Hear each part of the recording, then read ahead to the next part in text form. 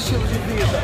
Então, o tema Mercedes faz parte dos meus projetos nas boas garagens do Brasil e do mundo.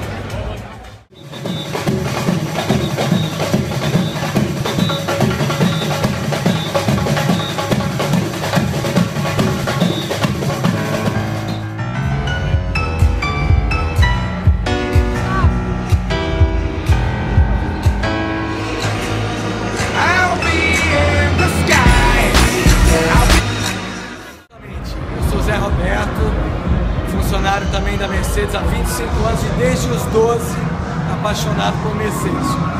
O carro meu que está aí é a Vitória, é uma pretinha, uma E230 96 linda, que foi o mote da Brigitte Bardot. O Trípoli fotografou ela em cima do meu capô. Estou muito orgulhoso.